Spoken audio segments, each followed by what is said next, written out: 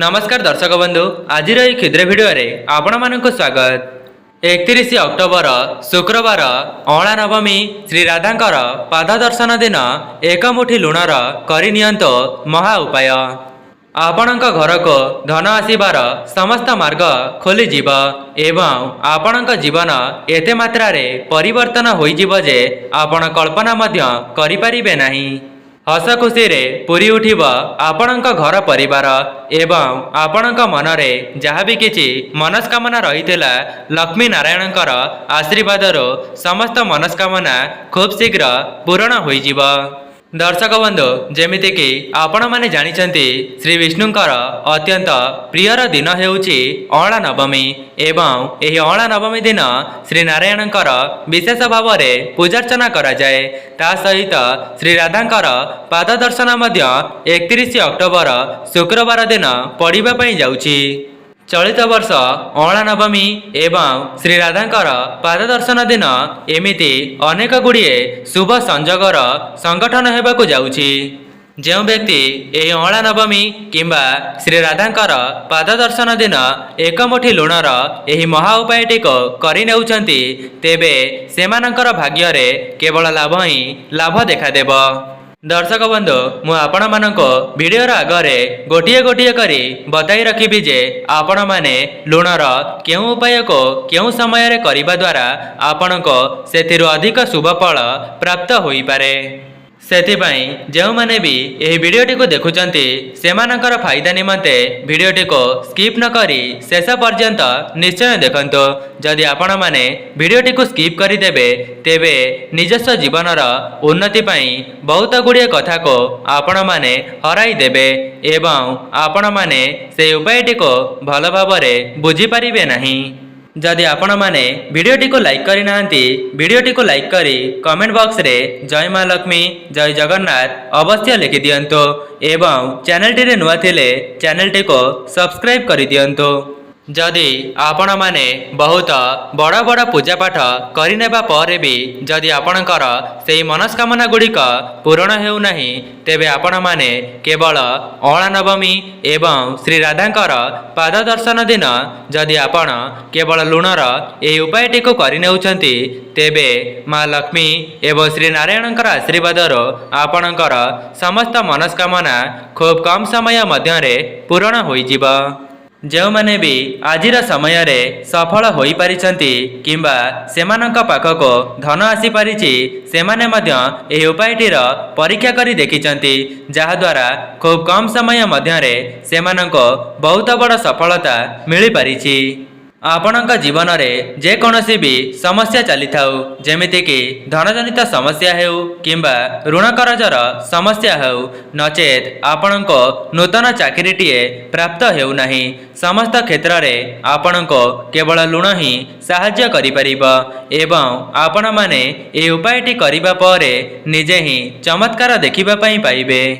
दर्शक बंधु चलित वर्षर अँला नवमी एवं श्री राधांकर पाद दर्शनटी एका साथी रे पड़ुथिबा हेतु आपण माने मध्य मां लक्ष्मी एवं श्री नारायणकर आशीर्वाद को एका साथी रे प्राप्त करि परिबे एवं आपण माने जानिले आश्चर्य हेबे जे जो व्यक्ति उपरे लक्ष्मी नारायणकर आशीर्वाद रही जाई थाए सेही व्यक्ति ता जीवन रे बहुत उन्नति करिबा सहित धन संपत्ति रे मध्य परिपूर्ण होई पारि थाए।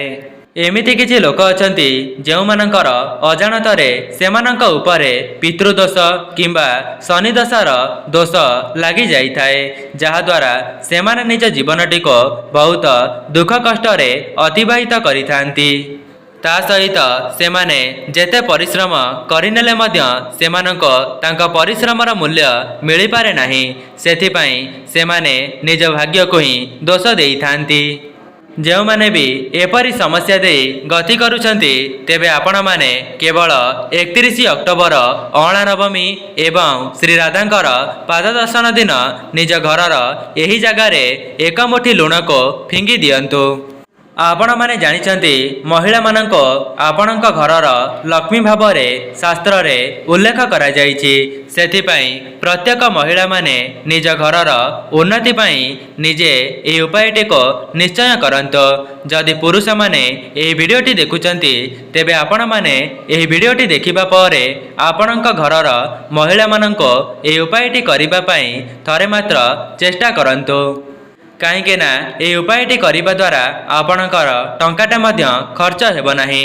ଯଦି ଆପଣମାନେ ଏହି ଉପାୟଟି କରିନେଉଛନ୍ତି ତେବେ ଆପଣଙ୍କ ଜୀବନରୁ ସମସ୍ତ ଦୁଃଖ କଷ୍ଟ ଦୂର ହେବା ସହିତ ଲକ୍ଷ୍ମୀ ନାରାୟଣଙ୍କର ଆଶୀର୍ବାଦ ସଦାସର୍ବଦା ରହିବ। ଯଦି ମହିଳାମାନେ ନିଜ ଘରର ଉନ୍ନତି କରାଇବା ପାଇଁ ଏହି ଉପାୟଟିକୁ କରିନେଉଛନ୍ତି ତେବେ ଆଗାମୀ ସମୟରେ ଖୁବ୍ କମ୍ ସମୟ ମଧ୍ୟରେ ସେମାନଙ୍କ ପରିବାରର ଉନ୍ନତି ହେବ। ଯଦି ଆପଣମାନେ ନିଜେ ଚାହିଁବେ ମଧ୍ୟ ଆପଣଙ୍କ ପରିବାରର ଉନ୍ନତି କରିପାରିବେ। ସେଥିପାଇଁ ବିଶେଷ ଦିନମାନଙ୍କରେ ଯଦି ଆପଣମାନେ କିଛିଟା ଉପାୟକୁ କରିନେଉଛନ୍ତି ତେବେ ଆପଣମାନେ ଲକ୍ଷ୍ମୀ ନାରାୟଣଙ୍କର ବିଶେଷ ଆଶୀର୍ବାଦକୁ ପ୍ରାପ୍ତ କରିପାରିବେ। ଯେଉଁମାନଙ୍କ ଘରେ ନକାରାତ୍ମକ ଶକ୍ତି ଭରି ହୋଇ ରହିଥାଏ ତେବେ ଏହି ଉପାୟଟି କରିନେବା ପରେ ସେମାନଙ୍କ ଘରୁ ନକାରାତ୍ମକ ଶକ୍ତି ଦୂର ହେବା ସହିତ ସେମାନଙ୍କ ଜୀବନକୁ ସକାରାତ୍ମକ ଶକ୍ତିର ଆଗମନ ହୋଇଥାଏ। ଆମର ସନାତନ ଧର୍ମର ବାସ୍ତୁଶାସ୍ତ୍ରରେ ଲୁଣର ବହୁତ ଅଧିକ ମହତ୍ତ୍ୱ ରହିଛି ଏବଂ ଏହି ଲୁଣଟି ସମୁଦ୍ରର ଅଂଶ ହୋଇଥିବା ହେତୁ ଏବଂ ମା ଲକ୍ଷ୍ମୀ ମଧ୍ୟ ସମୁଦ୍ର ଦେବତାଙ୍କର କନ୍ୟା ଅଟନ୍ତି। ସେଥିପାଇଁ ମା ଲକ୍ଷ୍ମୀଙ୍କ ସହିତ ଲୁଣର ପ୍ରାଚୀନ କାଳରୁ ସମ୍ବନ୍ଧ ରହିଅଛି। ଆପଣମାନେ ହୁଏତ ଜାଣିଲେ ଆଶ୍ଚର୍ଯ୍ୟ ହେବେ, ସାମାନ୍ୟ ଦେଖାଯାଉଥିବା ଲୁଣଟି ଆପଣଙ୍କ ଜୀବନରୁ ବର୍ଷ ବର୍ଷର ଦୁଃଖ ଦାରିଦ୍ର୍ୟତାକୁ ଦୂର କରିବାରେ ସହାୟତା କରିଥାଏ। ଯଦି ଆପଣମାନେ ତାହାର ସଠିକ୍ ବିନିଯୋଗ କରିନେଉଛନ୍ତି ତେବେ ଆପଣଙ୍କର ଭାଗ୍ୟଟି ରାତାରାତି ପରିବର୍ତ୍ତନ ହୋଇଯିବ। ଯଦି ଆପଣମାନେ ବି ଲକ୍ଷ୍ମୀ ନାରାୟଣଙ୍କର ବିଶେଷ ଆଶୀର୍ବାଦକୁ ପାଇବା ପାଇଁ ଚାହୁଁଛନ୍ତି ଏବଂ ନିଜର ଗରିବୀରୁ ଦୂର କରିବା ପାଇଁ ଚାହୁଁଛନ୍ତି ତେବେ ଆପଣମାନେ 31 ଅକ୍ଟୋବର ଅଁଳା ନବମୀ ଏବଂ ଶ୍ରୀ ରାଧାଙ୍କର ପାଦ ଦର୍ଶନ ଦିନ ଏକ ମୁଠି ଲୁଣର ଏହି ଉପାୟଟିକୁ ଥରେ ପରୀକ୍ଷା କରି ଦେଖନ୍ତୁ। ଅନେକ ଲୋକମାନେ ଏମିତି ବି ଇଚ୍ଛା ରଖିଥାନ୍ତି ଯେ ସେମାନଙ୍କ ଘରକୁ ଧନର ଆଗମନ ହେଉ ଏବଂ ଟଙ୍କା ପଇସାରେ ତାଙ୍କର କେବେ ହେଲେ ବି ଅଭାବ ନ ରହୁ। ଦେଖନ୍ତୁ, ଧନର ପ୍ରାପ୍ତି ପାଇଁ ପରିଶ୍ରମ ତ କରିବା ପାଇଁ ପଡ଼ିବ। ବିନା ପରିଶ୍ରମରେ କୌଣସି ମୂଲ୍ୟ ମିଳିପାରିବ ନାହିଁ। କିନ୍ତୁ ତା ସହିତ ଯଦି ଆପଣମାନେ ବିଶେଷ ଦିନମାନଙ୍କରେ କିଛିଟା ଉପାୟକୁ କରିନେଉଛନ୍ତି ତେବେ ସେଥିରୁ ମଧ୍ୟ ଆପଣଙ୍କର ଧର୍ମ ବଢ଼ିଯାଇଥାଏ ଏବଂ ଈଶ୍ୱରଙ୍କର ଆଶୀର୍ବାଦ ଆପଣଙ୍କ ଉପରେ ପ୍ରାପ୍ତ ହୋଇଥାଏ। ଦର୍ଶକ ବନ୍ଧୁ, ପ୍ରଥମ ଉପାୟଟି ହେଉଛି ଯଦି ଆପଣମାନେ ଏହି ଉପାୟଟିକୁ କରିବେ ତେବେ ଆପଣଙ୍କ ଘରେ କୌଣସି ବି ନକାରାତ୍ମକ ଶକ୍ତି ବାସ କରିବ ନାହିଁ। ଯଦି ପୂର୍ବରୁ ଆପଣଙ୍କ ଘରେ ମନ ମତାନ୍ତର କଳି ଝଗଡ଼ା ଦେଖାଦେଉଥିଲା ତେବେ ସେସବୁ ମଧ୍ୟ ଏହି ଉପାୟଟି କରିବା ଦ୍ୱାରା ଦୂର ହୋଇଯିବ। ତେବେ ଆପଣମାନେ ଅଁଳା ନବମୀ ଏବଂ ଶ୍ରୀ ରାଧାଙ୍କର ପାଦ ଦର୍ଶନ ଦିନ ବ୍ରହ୍ମ ମୁହୂର୍ତ୍ତରୁ ଉଠି ନିଜର ସ୍ନାନ ଆଦି କାର୍ଯ୍ୟ ସମାପନ କରିଦେବେ ଏବଂ ଆପଣଙ୍କ ଘରେ ପୋଛା ଲଗାଇବେ ଏବଂ ସେହି ପୋଛା ଲଗାଇବା ଜଳରେ କିଛି ଲୁଣକୁ ପକାଇ ଦେଇ ସେହି ଲୁଣ ପାଣିରେ ଆପଣଙ୍କ ଘରର ଚତୁଃପାର୍ଶ୍ୱକୁ ସଫା କରିଦେବେ।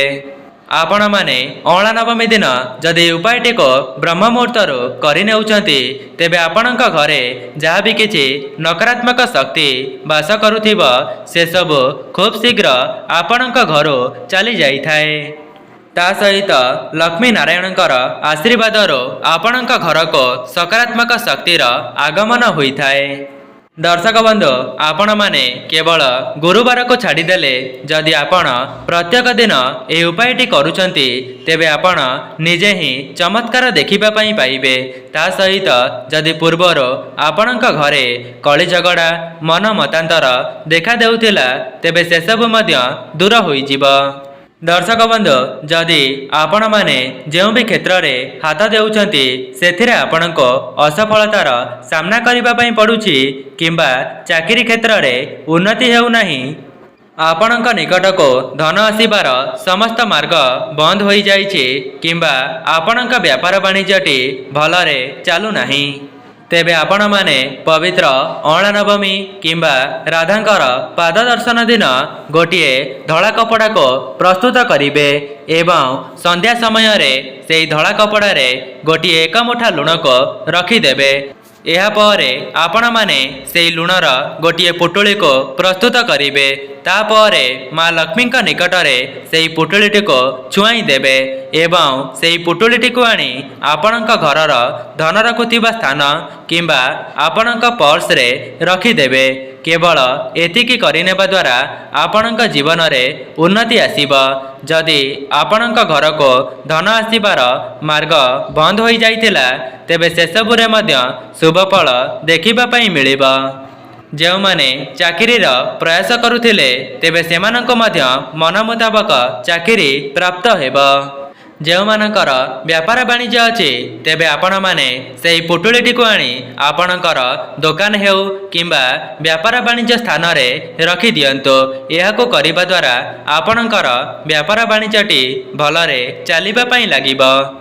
ଯେଉଁମାନେ ବି ଏହି ଭିଡ଼ିଓଟିକୁ ଦେଖୁଛନ୍ତି ପବିତ୍ର ଅଁଳା ନବମୀ ଦିନ ଥରେ ମାତ୍ର ଏହାର ପରୀକ୍ଷା କରି ଦେଖନ୍ତୁ। ଯଦି ଏହି ଉପାୟଟି କରିବା ଦ୍ୱାରା ଲକ୍ଷ୍ମୀ ନାରାୟଣ ଆପଣଙ୍କ ଉପରେ ପ୍ରସନ୍ନ ହୋଇଯାଆନ୍ତି ତେବେ ଆପଣଙ୍କର ଧନଜନିତ ସମସ୍ୟା ସମୂଳେ ନାଶ କରିଦେବେ। ଯେଉଁମାନଙ୍କର ଆର୍ଥିକ ସ୍ଥିତି ବିଗିଡ଼ି ଯାଇଥିଲା ତେବେ ସେମାନଙ୍କର ଆର୍ଥିକ ସ୍ଥିତି ମଧ୍ୟ ମଜବୁତ ହୋଇଯିବ ଏବଂ ସେମାନଙ୍କ ଉପରେ ଲକ୍ଷ୍ମୀ ନାରାୟଣଙ୍କର ବିଶେଷ ଆଶୀର୍ବାଦ ସଦାସର୍ବଦା ରହିବ। ଦର୍ଶକ ବନ୍ଧୁ, ଏବେ ଆସନ୍ତୁ ଜାଣିବା ଆପଣମାନେ 1 ମୁଠା ଲୁଣର ଉପାୟକୁ କରିନେବା ଦ୍ୱାରା କିପରି ଧନବାନ ହୋଇପାରିବେ। 1 ମୁଠି ଲୁଣ କିଭଳି ଭାବରେ ଆପଣଙ୍କ ଜୀବନରେ ଚମତ୍କାର କରାଇବ। ଯଦି ଆପଣଙ୍କର କୌଣସି ପଇସା ଫସି ଯାଇଥିଲା କିମ୍ବା ଆପଣଙ୍କ ପାଖକୁ ଆସୁନଥିଲା ତେବେ ଏହି ଉପାୟଟି କରିବା ପରେ ସେହି ପଇସା ଆପଣଙ୍କ ଆଡ଼କୁ ଆକର୍ଷିତ ହୋଇ ଚାଲି ଆସିବ ଏବଂ ଆପଣଙ୍କର ପଇସା ଚିନ୍ତା ଦୂର ହୋଇଯିବ। ଆପଣମାନେ 1 ମୁଠି ଲୁଣକୁ ଗୋଟିଏ କାଚ ପାତ୍ରରେ ଭରିଦେବେ ଏବଂ ସେହି କାଚ ପାତ୍ରଟିକୁ ନେଇ ଆପଣଙ୍କର ବାଥରୁମରେ ରଖିଦେବେ। ଧ୍ୟାନ ରଖିବେ ଅଁଳା ନବମୀ ଏବଂ ଶ୍ରୀ ରାଧାଙ୍କର ପାଦ ଦର୍ଶନର ସନ୍ଧ୍ୟା ସମୟରେ ଏହି ଉପାୟଟିକୁ କରିବା ପାଇଁ। କାହିଁକି ନା ସମସ୍ତ ଦେବାଦେବୀମାନେ ସନ୍ଧ୍ୟା ସମୟରେ ମର୍ତ୍ତ୍ୟମଣ୍ଡଳରେ ବିଚରଣ କରିଥାନ୍ତି ଏବଂ ଏହି ଉପାୟଟି କରିବା ଦ୍ୱାରା ଆପଣଙ୍କ ଘରେ ସକାରାତ୍ମକ ଶକ୍ତି ବୃଦ୍ଧି ପାଇବା ସହିତ ଆପଣଙ୍କ ଘର ନକାରାତ୍ମକ ଶକ୍ତି ଦୂର ହୋଇଯିବ।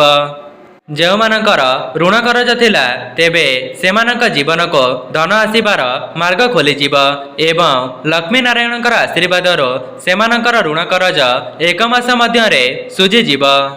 ଯଦି ଆପଣଙ୍କର କୌଣସି ବଦଖର୍ଚ୍ଚ ହୋଇଯାଉଥିଲା, ଯେତେ ଟଙ୍କାକୁ ସଞ୍ଚୟ କରିବା ପାଇଁ ଚେଷ୍ଟା କରୁଥିଲେ ସଞ୍ଚୟ କରିପାରୁନଥିଲେ ତେବେ ଏହି ଉପାୟଟି କରିବା ପରେ ଆପଣଙ୍କର ଧନ ସଞ୍ଚିତ ହେବା ଆରମ୍ଭ ହୋଇଯିବ ଏବଂ ଆପଣଙ୍କର ବଦଖର୍ଚ୍ଚ ମଧ୍ୟ ଦୂର ହୋଇଯିବ। ଦର୍ଶକ ବନ୍ଧୁ, 1 ମୁଠି ଲୁଣକୁ ଶୁକ୍ରଦେବଙ୍କର କାରକ ବୋଲି ମାନା ଯାଇଥାଏ। ଯେଉଁ ବ୍ୟକ୍ତିର ଶୁକ୍ର ଗ୍ରହଟି ମଜବୁତ ରହିଥାଏ ସେହି ବ୍ୟକ୍ତି ଧନବାନ ହେବା ସହିତ ନିଜ ଜୀବନରେ ବହୁତ ଉନ୍ନତି କରିଥାଏ। ସେଥିପାଇଁ ଯଦି ଆପଣମାନେ ବି ନିଜର ଶୁକ୍ର ଗ୍ରହଙ୍କୁ ମଜବୁତ କରିବା ପାଇଁ ଚାହୁଁଛନ୍ତି ତେବେ ଆପଣମାନେ ପବିତ୍ର ଅଁଳା ନବମୀ ଏବଂ ଶ୍ରୀ ରାଧାଙ୍କର ପାଦ ଦର୍ଶନର ସନ୍ଧ୍ୟା ସମୟରେ ଅର୍ଥାତ୍ 7ଟାରୁ 8ଟା ମଧ୍ୟରେ ଆପଣମାନେ ଗୋଟିଏ ଲାଲ କପଡ଼ାକୁ ପ୍ରସ୍ତୁତ କରିବେ ଏବଂ ସେହି ଲାଲ କପଡ଼ାଟିକୁ ନେଇ ଆପଣଙ୍କ ଠାକୁର ଘରେ ରଖିଦେବେ।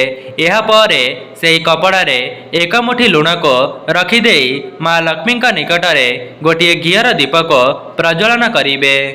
ଆପଣମାନେ ସେହି ଦୀପଟିକୁ ପ୍ରଜ୍ୱଳନ କରିସାରିବା ପରେ ସେହି ଲୁଣର ଗୋଟିଏ ପୁଟୁଳିକୁ ପ୍ରସ୍ତୁତ କରିବେ ଏବଂ ସେହି ପୁଟୁଳିଟିକୁ ନେଇ ଆପଣଙ୍କର ଶୋଇବା କକ୍ଷରେ ରଖିଦେବେ। ଏପରି କରିବା ଦ୍ୱାରା ଆପଣଙ୍କ ଜୀବନରେ ଉନ୍ନତି ଆସିବ ଏବଂ ମା ଲକ୍ଷ୍ମୀ ଆପଣଙ୍କ ଘରେ ସ୍ଥିର ଭାବରେ ବାସ କରିବେ। ଯଦି ଆପଣଙ୍କୁ ପୂର୍ବରୁ କୌଣସି ଲାଭ ମିଳିପାରୁନଥିଲା ଏହି ଉପାୟଟି କରିବା ପରେ ଆପଣଙ୍କୁ 100 ଗୁଣ ଅଧିକ ଲାଭ ପ୍ରାପ୍ତ ହୋଇଯିବ।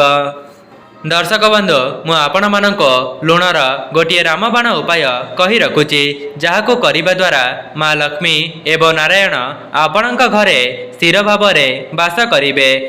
ସେଥିପାଇଁ ଆପଣମାନେ ପବିତ୍ର ଅଁଳା ନବମୀର ସନ୍ଧ୍ୟା ସମୟରେ ଏକ ମୁଠି ଲୁଣକୁ ନେଇଯିବେ ଏବଂ ଏକ ମୁଠି ଲୁଣକୁ ହାତରେ ଧରି ଅଁଳା ଗଛର ମୂଳକୁ ଯିବେ। ଏହାପରେ ମା ଲକ୍ଷ୍ମୀ ଏବଂ ଶ୍ରୀ ବିଷ୍ଣୁଙ୍କୁ ସ୍ମରଣ କରି ମା ଲକ୍ଷ୍ମୀଙ୍କୁ ଜଣାଇବେ ଯେ ମା ଲକ୍ଷ୍ମୀ ଆପଣ ମୋ ଘରେ ସ୍ଥିର ଭାବରେ ବାସ କରନ୍ତୁ। କେବଳ ଏତିକି କହିକରି ଆପଣମାନେ ସେ ଏକ ମୁଠି ଲୁଣକୁ ଅଁଳା ଗଛ ମୂଳରେ ଫିଙ୍ଗି ଦିଅନ୍ତୁ। ଏପରି କରିନେବା ଦ୍ୱାରା ଆପଣଙ୍କ ଘରକୁ ଧନର ଆଗମନ ହେବା ସହିତ ଲକ୍ଷ୍ମୀ ନାରାୟଣ ଆପଣଙ୍କ ଘରେ ସ୍ଥିର ଭାବରେ ବାସ କରିବେ। ଯଦି ଆପଣଙ୍କ ଘରେ ଅଭାବ ଅନଟନ ଦେଖା ଦେଉଥିଲା ତେବେ ଏହି ଉପାୟଟି କରିବା ପରେ ଆପଣଙ୍କର ବର୍ଷ ବର୍ଷର ଦୁଃଖ କଷ୍ଟ ଯନ୍ତ୍ରଣା ଦୂର ହୋଇଯିବ। ଯେମିତିକି ଆପଣମାନେ ଜାଣିଛନ୍ତି ଅଁଳା ନବମୀରେ ଶ୍ରୀ ବିଷ୍ଣୁଙ୍କର ବିଶେଷ ଭାବରେ ପୂଜାର୍ଚ୍ଚନା କରାଯାଇଥାଏ। ସେଥିପାଇଁ ଯଦି ଆପଣମାନେ ପବିତ୍ର ଦିନଟିରେ ମା ଲକ୍ଷ୍ମୀ ଏବଂ ନାରାୟଣଙ୍କୁ ପ୍ରସନ୍ନ କରାଇ ଦେଉଛନ୍ତି ତେବେ ଆପଣଙ୍କ ଉପରେ ମା ଲକ୍ଷ୍ମୀ ଏବଂ ନାରାୟଣଙ୍କର ଆଶୀର୍ବାଦ ସଦାସର୍ବଦା ରହିବ। ଦର୍ଶକ ବନ୍ଧୁ, ଆଉ ଗୋଟିଏ ଉପାୟ, ଯଦି ଆପଣଙ୍କ ଘରେ କୌଣସି ବ୍ୟକ୍ତି ନଜର ଦୋଷରେ ପୀଡ଼ିତ ଅଛନ୍ତି କିମ୍ବା ରୋଗଗ୍ରସ୍ତରେ ପୀଡ଼ିତ ଅଛନ୍ତି ତେବେ ଆପଣମାନେ ପବିତ୍ର ଅଁଳା ନବମୀ ଦିନ ଗୋଟିଏ ଲାଲ କପଡ଼ାରେ ଏକ ମୁଠି ଲୁଣକୁ ରଖି ତାର ଗୋଟିଏ ପୁଟୁଳିକୁ ପ୍ରସ୍ତୁତ କରିବେ ଏବଂ ଏହାପରେ ଯେଉଁ ବ୍ୟକ୍ତିଙ୍କ ଉପରେ ନଜର ଦୋଷ କିମ୍ବା ଯେଉଁ ବ୍ୟକ୍ତି ବେମାରରେ ଅଛନ୍ତି ତେବେ ସେମାନଙ୍କର ହାତଠାରୁ ମୁଣ୍ଡ ଯାଏଁ ଏବଂ ମୁଣ୍ଡଠାରୁ ପାଦ ପର୍ଯ୍ୟନ୍ତ 7 ଥର ବୁଲାଇ ଆଣିବେ। ଆପଣମାନେ ସେହି ପୁଟୁଳିଟିକୁ ବୁଲାଇ ଆଣିବା ପରେ ତା ପରଦିନ ସେହି ପୁଟୁଳିଟିକୁ ନେଇ କୌଣସି ପ୍ରବାହିତ ଜଳରେ ପ୍ରବାହିତ କରିଦେବେ। କେବଳ ଏତିକି କରିନେବା ଦ୍ୱାରା ସେମାନଙ୍କର ନଜର ଦୋଷ ଦୂର ହେବା ସହିତ ସେହି ବ୍ୟକ୍ତିଙ୍କୁ ମଧ୍ୟ ଆରୋଗ୍ୟ ପ୍ରାପ୍ତ ହୋଇଥାଏ। ଯଦି ଆପଣମାନେ ପବିତ୍ର ଅଁଳା ନବମୀ ଦିନ ଏହି ଉପାୟଟିକୁ କରିନେଉଛନ୍ତି ତେବେ ସେହି ବ୍ୟକ୍ତି ଉପରେ ଯାହା ବି କିଛି ନକାରାତ୍ମକ ନଜର ଥିବ ତେବେ ସେହି ନକାରାତ୍ମକ ନଜର ସକାରାତ୍ମକ ଶକ୍ତିରେ ପରିଣତ ହୋଇଯିବ ଏବଂ ସେହି ବ୍ୟକ୍ତିର ଜୀବନରେ ବହୁତ ଉନ୍ନତି ଆସିବ। ଆପଣମାନେ ବିଶ୍ୱାସ ମଧ୍ୟ କରିପାରିବେ ନାହିଁ ସେହି ପୁଟୁଳିର ଏତେ ମାତ୍ରାରେ ଚମତ୍କାରୀ ଶକ୍ତି ରହିଛି ଯେ ସେହି ବ୍ୟକ୍ତିର ସମସ୍ତ ନକାରାତ୍ମକ ନଜରକୁ ନିଜ ଆଡ଼କୁ ଆକର୍ଷଣ କରିଦେଇଥାଏ, ଯାହାଦ୍ୱାରା ସେହି ବ୍ୟକ୍ତିର ଜୀବନରେ ବହୁତ ଉନ୍ନତି ଆସିବା ସହିତ ମା ଲକ୍ଷ୍ମୀ ମଧ୍ୟ ସେହି ବ୍ୟକ୍ତିର ଘରେ ସ୍ଥିର ଭାବରେ ବାସ କରିଥାନ୍ତି। ତେବେ ଦର୍ଶକ ବନ୍ଧୁ, ଏହା ଥିଲା ଲୁଣର କିଛିଟା ବିଶେଷ ଉପାୟ, ଯାହାକୁ ଯଦି ଆପଣମାନେ ପବିତ୍ର ଅଁଳା ନବମୀ କିମ୍ବା ଶ୍ରୀ ରାଧାଙ୍କର ପାଦ ଦର୍ଶନ ଦିନ କରିନେଉଛନ୍ତି ତେବେ ଆପଣଙ୍କ ଜୀବନରେ 100% ଉନ୍ନତି ଆସିବ। ଦର୍ଶକ ବନ୍ଧୁ, ଯଦି ଆପଣମାନଙ୍କୁ ଭିଡ଼ିଓଟି ଭଲ ଲାଗିଥାଏ ଭିଡ଼ିଓଟିକୁ ଲାଇକ୍ କରି କମେଣ୍ଟ ବକ୍ସରେ ଜୟ ମା ଲକ୍ଷ୍ମୀ ଜୟ ଜଗନ୍ନାଥ ଅବଶ୍ୟ ଲେଖିଦିଅନ୍ତୁ ଏବଂ ଚ୍ୟାନେଲଟିରେ ନୂଆ ଥିଲେ ଚ୍ୟାନେଲଟିକୁ ସବସ୍କ୍ରାଇବ୍ କରିଦିଅନ୍ତୁ। ଆଜି ପାଇଁ ରହୁଛି, ନମସ୍କାର।